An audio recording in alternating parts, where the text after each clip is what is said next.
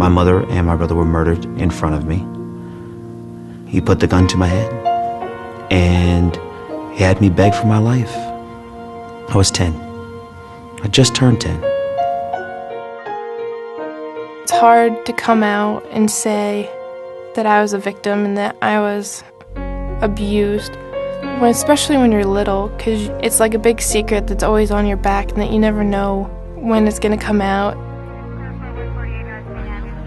The image of my brother falling on that concrete floor and people stepping and just kicking with shoes on his face, I couldn't get that image out of my head.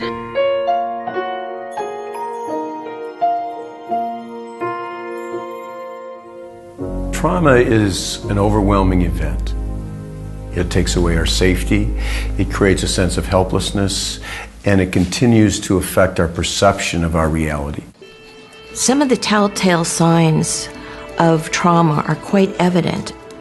Many of these symptoms, it's not that we don't see them, it's that we don't put together the entire sort of picture of what trauma is. Inability to sleep or interrupted sleep, inability to focus on what's going on, really not able to attend to learning. Adults need to be aware of children who are exposed to violence and intervene early and stop it. I don't like the environment that I stay in. People getting killed every day, drug deals, people getting snatched, raped, cut up.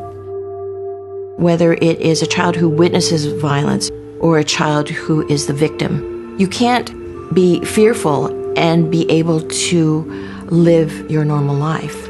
You have to be able to think clearly, and when you're traumatized, you can't do that. Violence continues then to affect the child in their perception of their community, of their family. The danger is right around the corner. And the brain gets wired to expect danger. My dad started actually physically beating me to the point to where I'd go to school with covered in bruises. I don't know how many times I've been threatened to be killed by my own dad. My brother got shot in the head.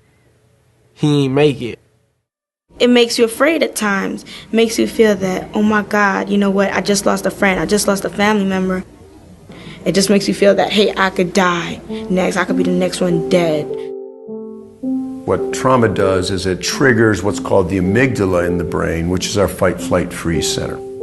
And it truly is a change in the brain and a change in the stress hormones that are flowing through the body. All our brains have what we call alarm systems. Because the brain now has been wired for danger and it's triggered into this fight-flight, we don't just get over a traumatic event. It continues to impact us.